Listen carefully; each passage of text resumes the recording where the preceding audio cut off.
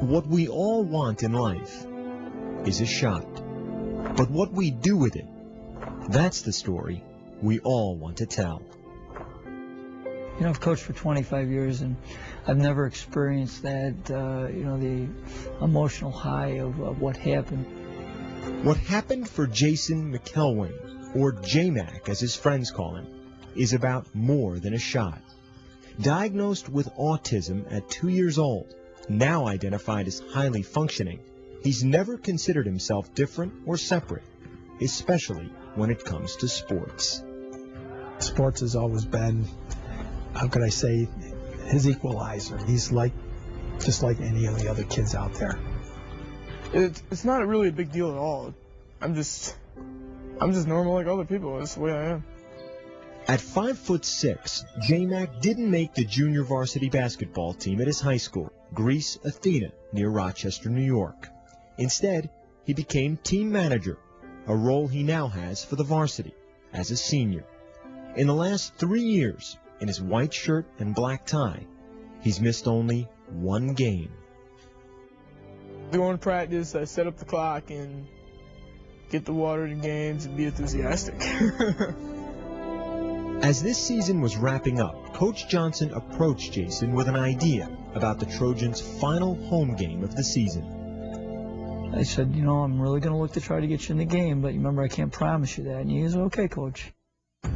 February 15th, Greece Athena against Spencerport, senior night. With word out that Jason might play, the student section printed signs of JMAC's face, just in case. And with 4:19 left in the game, with the Trojans up by 20, Coach called down to the end of the bench for number 52. I just kind of turned and pointed at him, and he almost ran right on the court. He was so excited. Hey, Jay, you got to check in. So he hits the buzzer, and he doesn't go anywhere. It's like, now you go on the court. You know, he was so caught up in the moment. He came into the game, they all stood up and they put the signs, you know, the pictures of him up, and I got really emotional. And I sat down and started to cry. With 3:46 left, Jason got the ball. When he missed that first three, I was like, oh, and then an air ball, and I was like, man, I really just want to see him score one time. I put my head in my hands like, dear God, please, just get him a basket. Then, with 3:12 left, another chance. That third trip down the court. Magic.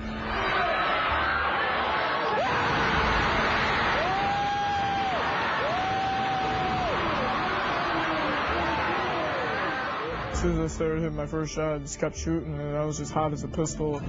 Shot after shot after shot kept going in.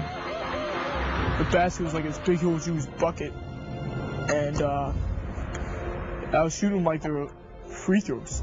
It was just a big, huge bucket that's like huge.